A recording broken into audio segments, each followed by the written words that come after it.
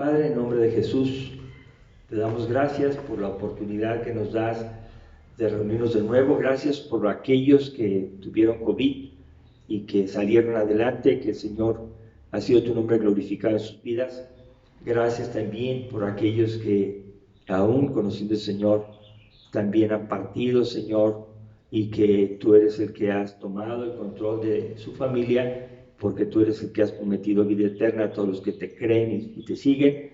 Y gracias, Dios, por la oportunidad que nos das de abrir la Biblia, de pensar en ella, de meditar, de escuchar a través de la explicación, pero sobre todo a través del Espíritu Santo, que trabaje en nosotros, Señor, y que nos orienta, nos guía, nos recuerda y nos enseña todas las cosas que tú has dicho, Señor Jesús. Te pedimos que nos dirijas en este momento y que seas tú el que nos haga hacer tu voluntad en cada una de las cosas que vamos a aprender. Te lo suplicamos en el nombre de Jesucristo. Amén. Amén. Muy bien. Viviendo con paz verdadera. Viviendo con paz verdadera. Cuando digo viviendo, bueno, es para los vivos, ¿verdad? Para los que estamos aquí en la tierra. Hasta los que mueren dicen descansa en paz. Fíjense qué curioso. La petición es que descansen en paz, porque la conciencia del ser humano es que puede descansar en guerra o en sufrimiento. Y hablamos de dos términos, que es paz y guerra, que es salvación y condenación. Y claro que cuando dices, ¿dónde quieres irte? ¿A la salvación o a la condenación? Todos escogemos la salvación, por supuesto que sí. Y vivimos haciendo las cosas porque creemos que vamos a tener salvación. Bueno, el día de hoy vamos a hablar de viviendo con paz, pero la agregué verdadera. Nosotros que estamos vivos hay que tratar de vivir en paz, una paz verdadera. Bueno, ¿qué es la paz? Dos definiciones, así, una es situación o estado en que no hay guerra ni luchas entre dos o más partes enfrentadas. Situación o estado que lo define como tiempo de paz. Entonces, hay personas, hay países, hay instituciones, hay iglesias, hay todo ahí. Donde haya ser humano puede haber guerra y luchas entre dos o más partes. Y esto es una realidad que no podemos obviar, ¿verdad? Y que tenemos que aprender a cómo no vivir peleados o peleando. Eso es muy necesario aprenderlo. Es curioso que no todo lo que brilla es oro, y no todo aparato como un teclado que tiene todas las teclas en su lugar está apagado, y uno dice, funciona. No, no es así. Un teclado puede estar bien integrado, conectarse a la luz y no dar una buena melodía. O está descompuesto o hay que afinarlo. ¿Están de acuerdo conmigo? Entonces, el que se vean las personas, las caras, que nos veamos las caras, no significa que estemos en paz. Significa que estamos aquí. Significa que podemos decir amén y cargar la Biblia y hola, ¿cómo está, pastor? Y hola, ¿cómo estás tú? Pero eso no significa que vivamos una paz verdadera. Estamos aquí. Bueno, de aquí al cielo tendremos que tener luchas continuas, porque así lo dice la Biblia, pero en Cristo tendremos paz. ¿Verdad? De eso vamos a hablar un poco. Ahora, también paz se define como acuerdo para poner fin a una guerra, firmar la paz. Acuerdo para poner fin a una guerra, y hay guerra. Ahorita sabemos que en el mundo se están debatiendo situaciones de guerra entre dos países y muchos ahí queriendo meter las manos. Y también quiero hacer una acotación que la información que ustedes ven en los medios de comunicación pueden tener su origen en personas que están a favor de uno o están a favor del otro. Y cuando escuchan las noticias que están a favor del otro, van a hablar mal de este que está en contra. Y si escuchan a este, van a ver que está muy convincente, pero está en contra del otro. Entonces uno se queda pensando, bueno, pues ¿quién tiene la razón, verdad?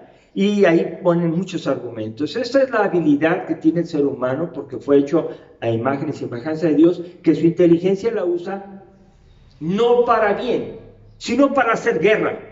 sino para pelear, para discutir, para decir yo tengo la razón, tú no. Y el ser humano así es. El ser humano así es. Voy a leer textualmente una parte introductoria de la carta a Santiago de una Biblia de estudio, de la Biblia de estudio Nueva Traducción Viviente, para que ustedes observen cómo describen en el libro de Santiago algo que vamos a compartir. Empieza: milagroso, revolucionario, el mejor de todos. Una torrente de afirmaciones extravagantes nos inunda tanto al navegar por los canales del televisor como al elogiar revistas, en internet también, diría yo. Estos mensajes claman por nuestra atención, nos quieren atraer. Nos asegura que los productos son nuevos, mejores, fantásticos y capaces de cambiar nuestra vida. Por muy poco dinero podemos tener ropa más limpia, dientes más blancos, cabello encantador y comida más sabrosa, automóviles, perfumes, bebidas de dieta y enjuagues bucales que nos garantizan felicidad, amigos y la buena vida. Poco antes de las elecciones nadie puede igualar las promesas de los políticos, pero en muchas elecciones, después de esto, a medida descubrimos que estas promesas eran huecas y las jactancias están muy lejos de la verdad. Jesucristo es la respuesta. Cree en Dios. Venga conmigo a la iglesia. Los cristianos también hacen importantes afirmaciones, pero a menudo son culpables de contradecirlas con su conducta. Aunque afirman confiar en Dios y ser su pueblo, se aferran al mundo y a sus valores. Si bien poseen la verdad inalterable, desmienten el Evangelio con su manera de vivir. Con estilo enérgico y palabras firmes, Santiago enfrenta este problema sin disimulos. Según Santiago, no es suficiente hablar de la fe cristiana, hay que vivirla. ¿De qué le sirve a uno decir que tiene fe si no lo demuestra con sus acciones? ¿Puede esa clase de fe salvar a alguien? Santiago 2:14. La prueba de la fe genuina es una vida transformada. Como ven, la lucha la tenemos continuamente. Hay lucha, y cuando queremos hacer la paz, orar por la paz del mundo, la paz que está sucediendo allá en Ucrania y Rusia y los países que están tentados a entrarle, cuando queremos resolver esa cosa, hay una cosa antes que resolver, y es nuestra propia lucha, lo que traemos nosotros. Esa lucha interna que combate en el interior como dos ejércitos que pelean entre sí, dentro de nosotros. Si esas personas que están tomando decisiones para luchar, defender, hacer justicia, la primera cosa que hicieran sea tomar a Jesús como su Señor y su Salvador y someterse a Él, otra cosa estuviera sucediendo. ¿De acuerdo? ¿Por qué? Porque ellos estarían viendo el mundo como Dios lo ve, y el dueño del mundo es Dios, no es un país. Y siempre se ha dicho que hay situaciones de deseos de maldad, y las noticias dicen, quieren a esto y quieren a aquello, y bueno, pero sabe una cosa, ese no le preocupe a usted eso. Debemos ocuparnos de nuestro corazón, la lucha interna que tenemos, que es una guerra. Que yo no puedo saludar a fulano, yo no puedo convivir con sutano, yo no puedo ver a los pobres, yo no puedo ver a los ricos, yo no puedo ver a esta persona, me odió, me lastimó, me robó. Bueno, hay tantas cosas. Esta es la lucha más fuerte que tenemos, y en la que sí, alguien me comentó, mandé motivo de oración por Ucrania y por aquello, y dijo, una respuesta, voy a tomar solamente las palabras que dijo: cuidemos de hacer lo que está enfrente de nuestras narices. ¿Me entienden? O sea, está bien, oremos por ellos, pero cuidémonos de hacer lo que tenemos enfrente. ¿Y a qué tenemos enfrente? Pues si somos casados, a nuestra esposa, si tenemos hijos, a nuestros hijos, y ahí es donde tenemos que permitir que Dios obre. Porque la guerra empieza ahí. Y no empieza ahí en la familia, empieza en nuestro corazón. Porque puede haber una familia solamente de 2 personas y uno de los dos dice, no quiero pelear, no hay guerra. Hay injusticia, hay violencia, hay pecado, pero una persona dice, no quiero guerrear, no quiero pelear. Entonces,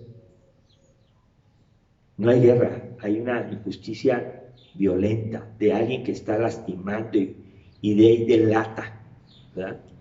Entonces, lo que tenemos que aprender es a vivir. Este libro de Santiago es una carta universal de las cartas que están escritas para todos los cristianos que estaban dispersos, eran judíos cristianos, judíos convertidos al cristianismo, quiere decir que los judíos se convierten a Cristo y pueden ser salvos.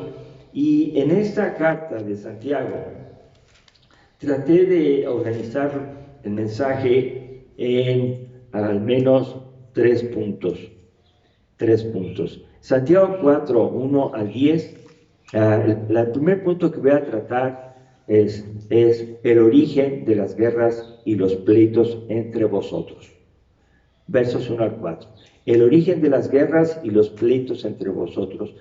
Versos 1 al 4. ¿Qué quiere decir eso? Que nos abre los ojos para que nosotros veamos que entre cristianos hay pleitos. Entre cristianos puede haber problemas. Y así empieza en el verso 1 haciendo 2 preguntas. Una, dice, ¿de dónde vienen las guerras y los pleitos entre vosotros? Aquí está diciendo claramente, ¿por qué hay entre ustedes pleitos y de dónde están surgiendo? La segunda pregunta, ¿no es de vuestras pasiones las cuales combaten en vuestros miembros? Y Santiago está haciendo que nos miremos hacia nuestro corazón.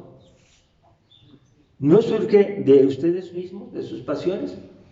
Y fíjense cuál es la pasión. La pasión no solamente se puede definir como una pasión al área sexual, sino una pasión es amar a algo más que todas las cosas que tienes enfrente. Y a veces la pasión puede ser inclusive, yo quiero dormir 10 horas y estoy apasionado por dormir 10 horas. Bueno, el problema es que la otra persona lo levanta a las 8 horas. Entonces, ¿qué empieza ahí? A haber un problema. Y así, cosas tan sin chiste hacen que las personas se peleen.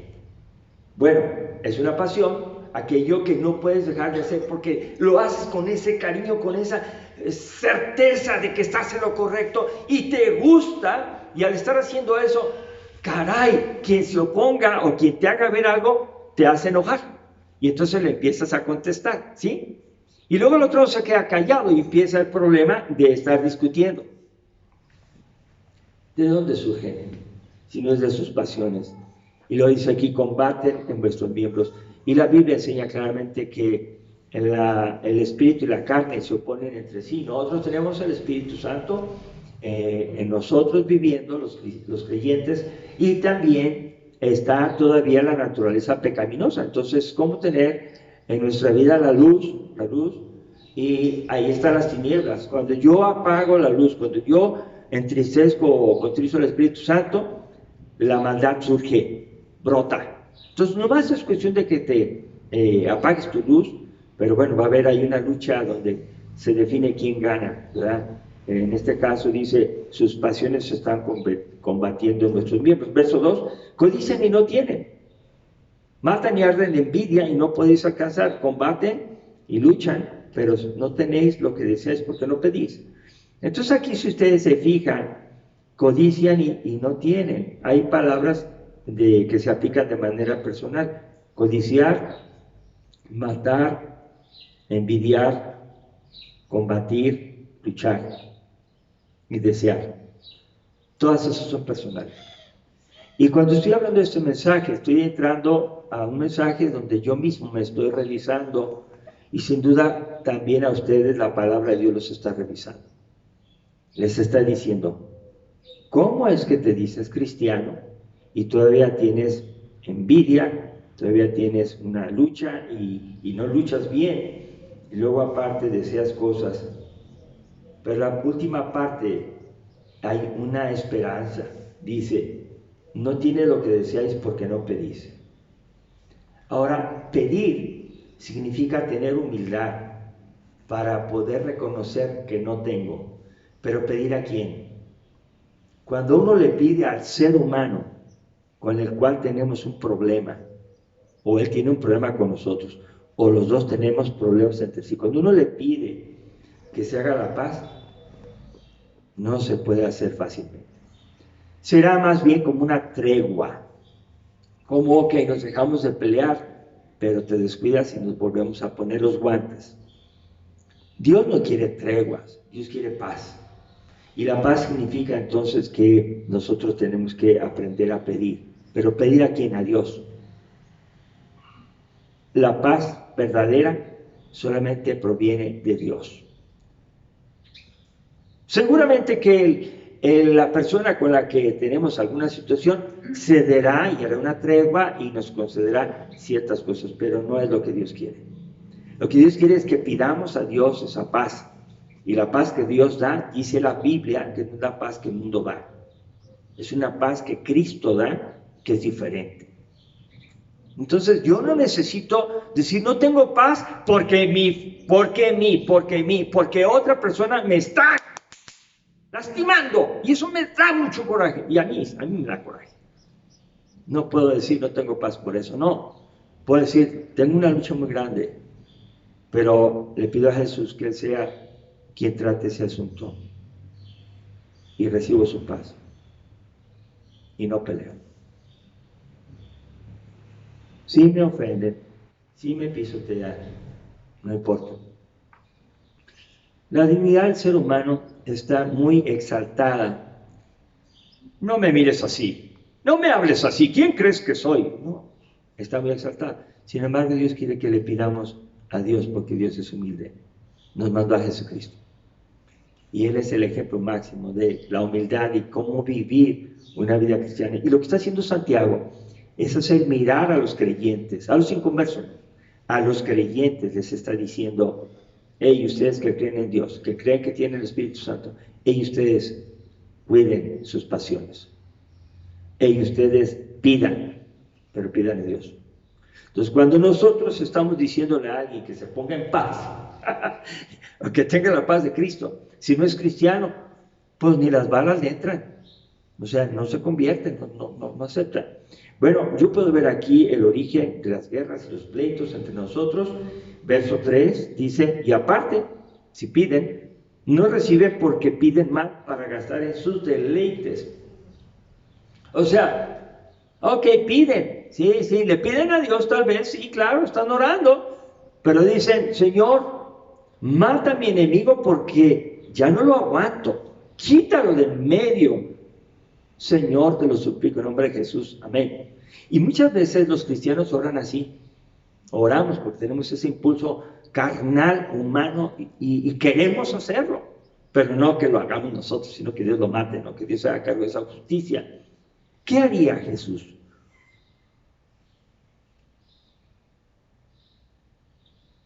¿Qué hizo Jesús? Cuando Él estaba en la cruz, dijo otra cosa, ¿verdad? Padre, perdónalos, porque no saben lo que es. Los que nos decimos cristianos, nos quedamos muy cortos, aunque seamos quien seamos. Si yo no sé decir esas palabras y no puedo vivir y enfrentar esa guerra, cediéndole a Dios que se haga cargo de esa situación y yo solamente decir, Padre, perdónalos. Si yo no sé hacer lo que Jesús hizo con una mujer adúltera, Todos querían apedrearla. Pero la ley tan torcida y tan mal aplicada, esa ley decía que el adúltero y la adúltera deberían ser apedreados y muertos, los dos. ¿Y saben quién estaba ahí? Solamente la mujer. ¿Y saben quién los quería apedrear? Todos los que se creían judíos y muy obedientes. Y así vemos cómo muchas personas en cualquier religión podemos ser parciales. Jesús les demostró. Está bien, si alguno está libre de pecado, tire la primera piedra. No hubo quien la tirara. Porque todos tenemos una guerra con el pecado. Cualquiera que quiera ser el condenador de otro, no sé si dije bien condenador, o el que condena a otro, debería estar exento de pecado. Entonces, si nosotros no podemos condenar a nadie, hay algo que sí podemos hacer. ¿Cuál es? Perdonar y orar por esa persona. Y ahí la guerra se acaba. No hubo muerte, no hubo sacrificio. Porque el único que puede matar, condenar, echar al infierno es Dios. Y aún así nos dio una oportunidad en Cristo Jesús. Verso 4. El origen de las guerras y los pleitos entre vosotros. Oh almas adúlteras, ¿no sabéis que la amistad del mundo es enemistad contra Dios? Cualquiera pues que quiera ser amigo del mundo se constituye enemigo de Dios. Está muy claro. Si una persona sigue y ama los principios del mundo y por el mundo puede dar tiempo, dinero y esfuerzo, amor, socialización, puede tener toda su actividad ahí muy felizmente y decirse cristiano y no puede convivir con el grupo de la iglesia, con los salvados por la sangre de Cristo, hace elecciones y separaciones y tiene facciones, como decían los corintios, ¿verdad? Unos decían, yo soy de Pablo, otros soy de Cefas, otros soy de este, otros soy de aquel. Y dijo Pablo, es que no es así. Y otros hasta más orgullosos decían, somos de Cristo. ¡Ay! Ni siquiera eran seguidores de hombres, eran seguidores de Cristo. Pero el problema es que al ser seguidores de Cristo estaban peleando y en pugna con los demás. Entonces un creyente verdadero no tiene por qué tener guerra con nadie, y mucho menos con la iglesia. ¿Cómo es posible que se rían, convivan y sean felices con el mundo? Con el mundo que manda información falsa, con el mundo que te atrapa y te trae y te hace gastar y te inviertes toda la vida ahí tal vez. ¿Y con Dios? No, discúlpame, yo no. Es una guerra verdadera que existía en los tiempos de Santiago y dice, de ahí vienen los pleitos y las guerras entre ustedes. Segundo punto de este mensaje es el conocimiento que debemos tener. Si yo estoy en una situación de guerra, usted está en una situación de guerra, vamos a los versos 5 y 6 para ver qué conocimiento debemos tener. Dice el 5, ¿o pensáis que la Escritura dice en vano, el Espíritu que ha hecho morar en nosotros nos anhela celosamente? Pero Él da mayor gracia. Por esto dice, Dios resiste a los soberbios y da gracia a los humildes. Este conocimiento tenemos que tener. Que en nosotros mora el Espíritu Santo y que nos anhela celosamente. Nos anhela celosamente. Ese Espíritu Santo quiere dominar toda nuestra vida, nuestros pensamientos, nuestras decisiones, nuestras elecciones. Ese Espíritu Santo nos ama tanto que dice, no te preocupes por lo que hace el mundo, preocúpate por lo que yo puedo hacer en tu vida, ocúpate de mí. El Espíritu Santo nos quiere llenar de amor, gozo, paz, paciencia, fe, benignidad, templanza, mansedumbre. De eso nos quiere llenar. No te preocupes de aquellos que viven en la carne. Cuando una persona está viviendo en Cristo, está viviendo en el Espíritu Santo, va a mostrar con hechos su madurez y va a abandonar todas las cosas que eran pecado. Ese conocimiento tenemos que tener. El Espíritu Santo muere en nosotros y nos anhela celosamente, nos cuida, está con nosotros y no quiere que compartamos nuestra vida con el mundo. ¿Entienden? Él nos anhela solamente para Él. Por eso está el Espíritu Santo en nosotros. Pero dice también en el verso 6 otro conocimiento, que ahí dice, Dios resiste a los soberbios. ¿Qué es un soberbio? Es alguien que mira por encima de todo y tiene la capacidad de pensar inclusive mejor que Dios. El ejemplo de la soberbia es Satanás, un ángel escogido, muy maravilloso, muy bonito, pero que se quiso poner su trono por encima del trono de Dios y en ese momento fue descalificado. Algunas personas tenemos que reconocer y ver si en su corazón la palabra de Dios es la que manda o yo mando a la palabra. Cuando yo leo la Biblia y la Biblia me dice, haz esto, ¿lo estoy haciendo? O le estoy diciendo, no, yo no hago eso porque tengo un concepto diferente y bla, bla, bla, y entonces justifica. Entonces sí hay personas así. Podemos decir, se define como una persona soberbia que por encima de lo que Dios dice pone su opinión. Y dice aquí la palabra, el conocimiento que tenemos que tener, Dios resiste a esas personas, las enfrenta, no va a permitir que estén en su presencia, no va a permitir que la maldad entre a su reino. El soberbio, el que se cree mucho, el que manda, el que sabe todo, el que tiene opiniones que aplastan a cualquiera, es un soberbio. Jesús tenía y tiene todo el poder y el conocimiento, sin embargo, no aplastó a nadie. Fue aplastado por todos, pero no aplastó a nadie con su conocimiento. Sí señaló el pecado y dijo, hipócritas fariseos. Bueno, llevamos el segundo punto, 5-6. El primer punto fue el origen de las guerras y los pleitos entre vosotros. El segundo, el conocimiento que tenemos que tener. Ahora vamos al tercer punto y el último. Dice la decisión que debemos hacer una realidad. La decisión que debemos hacer realidad. Ok, yo tengo que decidir. Ya tengo dos alternativas. Versos 7 al 10 dice, someteos pues a Dios y resistid al diablo y huirá de vosotros. Acercaos a Dios y Él se acercará a vosotros. Pecadores, limpiad las manos y vosotros los de doble ánimo purificad vuestros corazones. Afligíos y lamentad, llorad, vuestra risa se convierta en lloro y vuestro gozo en tristeza. Humillaos delante de Dios y Él os exaltará.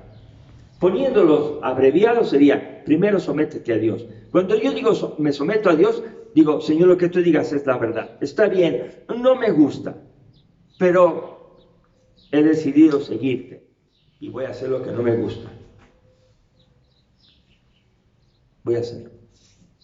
Tú mandas, yo obedezco. Segundo punto que tengo que aprender es resistir al diablo.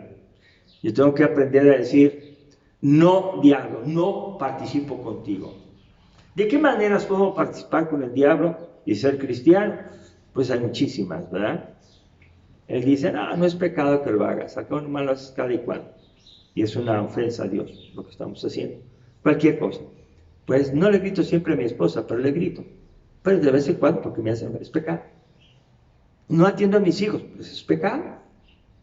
No doy para la comida en la casa, es pecado. Tengo pleitos con el vecino, es pecado. O sea, ¿qué tengo que hacer? Voltear mis ojos hacia sí mismo y decir, Señor, ¿qué quieres que yo haga? Y lo voy a hacer. Resisto al diablo. Que ya hemos dicho que el diablo no es un ser que espanta, un ser que asusta, como algunos lo pintan, ¿verdad? No, más bien son sugerencias contrarias a la palabra de Dios, que la Biblia también dice como anticristo, contra Cristo, y sugiere cosas que se oponen a Dios. ¿Verdad? Lo contrario, ¿verdad? Aman, odian. Di la verdad, miente. Sea honesto, roba. Todos los antimensajes son del diablo y hay que resistirlos. No es fácil, pero estamos en esto, con Cristo. Verso 4, bueno, el cuarto punto es limpiar nuestra vida. Limpiar nuestra vida. Acercaos a Dios y Él se acercará a vosotros, pecadores, limpiad las manos. Limpiemos nuestra vida. Cuando no se limpian las cosas, no solamente se ven mal, pueden dejar de funcionar.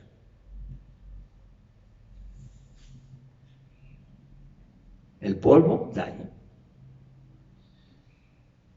Entonces hay que procurar limpiar nuestra vida. ¿Por qué? Porque Dios no va a aceptar a nadie que está sucio, no va a Cristo a pedir perdón, ni quiere hacer algún ministerio o una obra.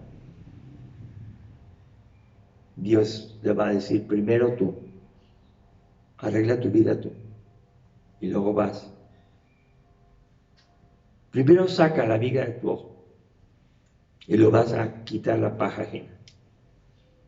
Entonces, limpiar nuestra vida es una actitud personal y íntima, solitaria tal vez con Dios, porque nos daría mucha pena tener que decir o reconocer de qué cosas estamos sucios. Tal vez ni las vamos a decir, pero Él sabe todo aquello que no agrada a Dios y le puede decir a Dios en lo secreto, en lo íntimo, esto ayúdame a quitar porque me domina todavía, cualquier cosa que sea. Punto 5, quitar el doble ánimo. Cuando dice aquí el doble ánimo,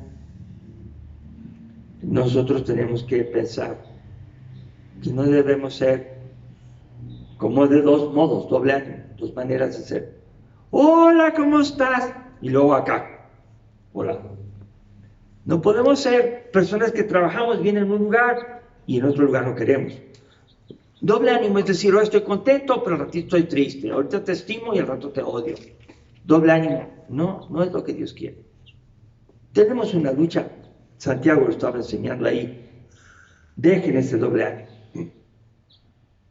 Y agrega que purificamos nuestros corazones. ¿De dónde surgen todos los pecados? ¿De dónde surgen todas las maldades? Del ser interior que tenemos y que piensa y que decide y que justifica o que analiza, de ahí puede surgir el mal, dice, de la abundancia del corazón habla la boca. Entonces tenemos que hacer como ver hacia Dios.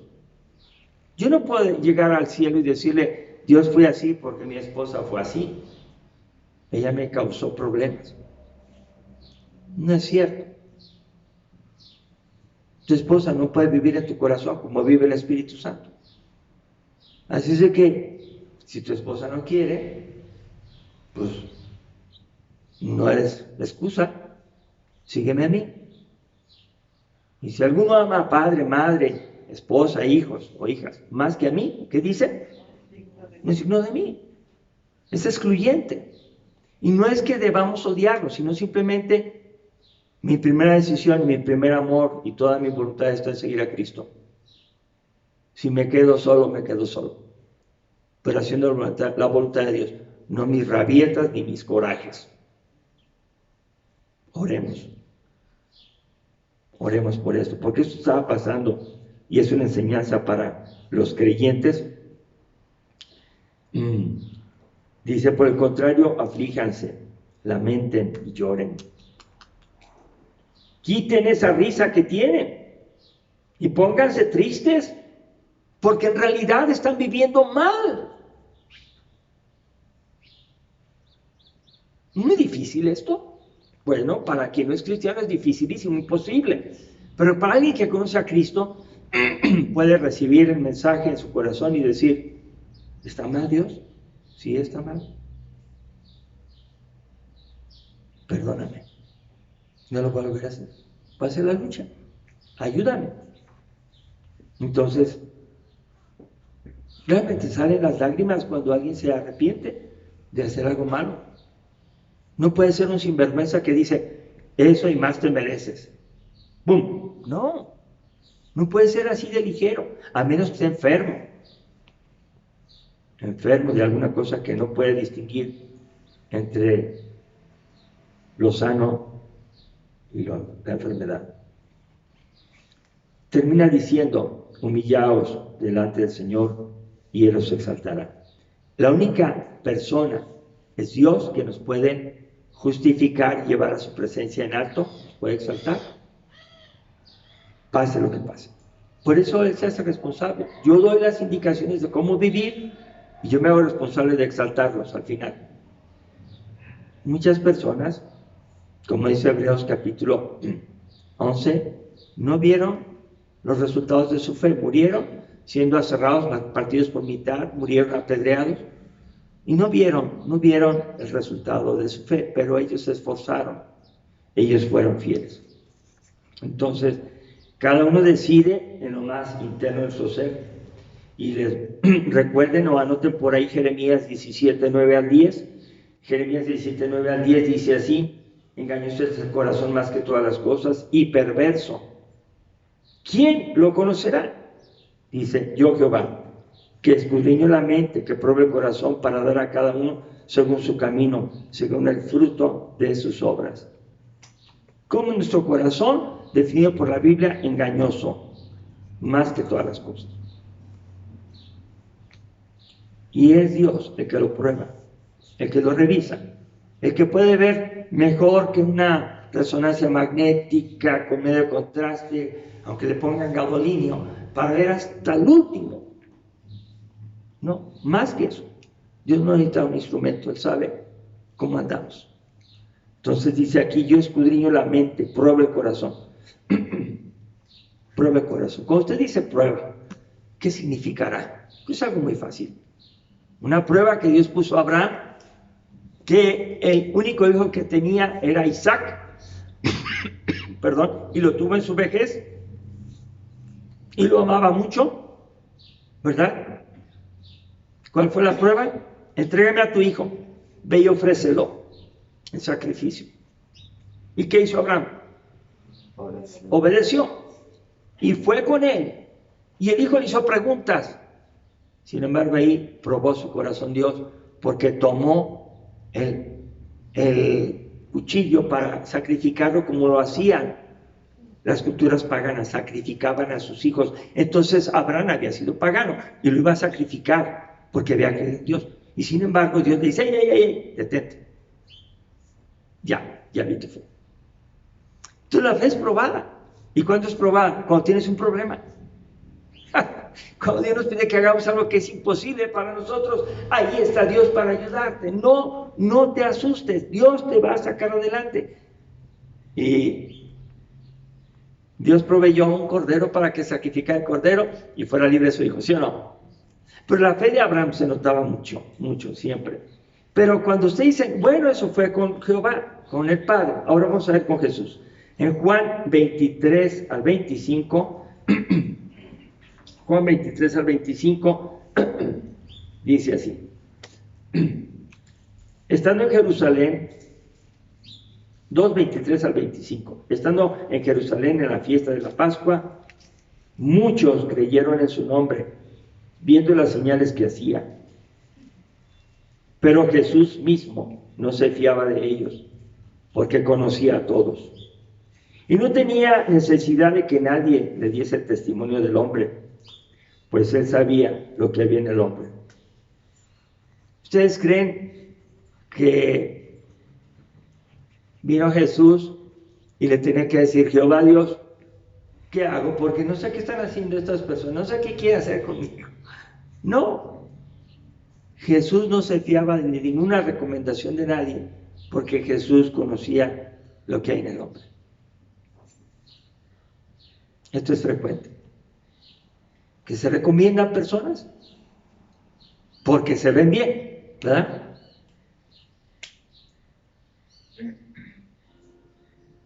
Pero no son buenas personas. Y con Jesús no podemos jugar a eso de la doble cara. Él sabe en su corazón. Entonces, ¿cómo vamos a vivir en paz verdadera?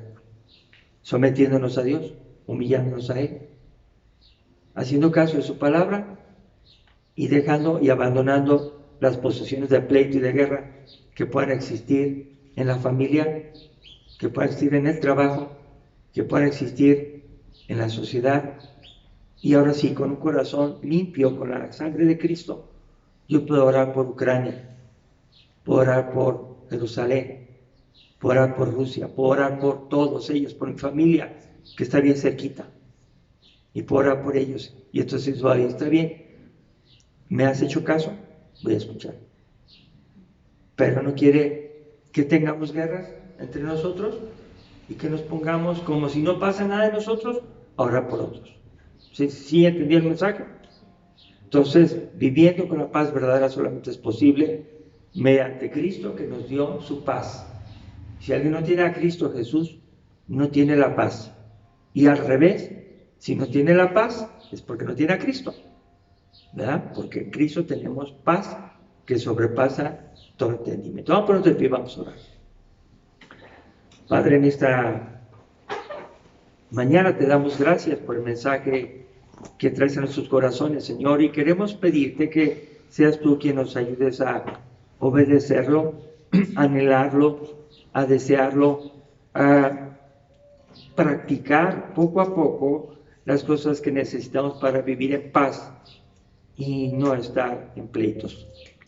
Rogamos, Señor, no solamente por nosotros que somos la primera parte, sino por los familiares que no han conocido a Cristo y que también tienen luchas. Te pedimos que lleguen a conocer a Cristo, que nos uses a nosotros como portadores del Evangelio de paz. Señor, también te suplicamos que sigas obrando en el mundo entero, en cada país, que tienen unos por buenos a unos y otros por buenos a otros, y que están siempre declarando que van a oponerse ambos a la injusticia, y todos dicen tener la razón. Te queremos pedir, Señor, porque tu palabra se cumpla en sus corazones, y que, Señor, aunque estas son las señales que están escritas en la palabra, que habrá guerras y rumores de guerras, y así lo estamos viendo, y eso anuncia tu próxima venida, Señor Jesús. Pues oramos por el mundo entero para que el Evangelio siga extendiéndose de la manera que tú has previsto, y que nos ayudes a nosotros a hacer tu voluntad. Te pedimos, Señor, tu dirección, y gracias por la paciencia que nos tienes, por el amor que nos tienes, y porque mientras que tenemos vida, tenemos esa maravillosa oportunidad de acercarnos a ti y, por medio de la sangre de Cristo, limpiar nuestras vidas. Le damos gracias en el precioso nombre de Cristo Jesús. Amén. Amén. Dios los bendiga, hermanos.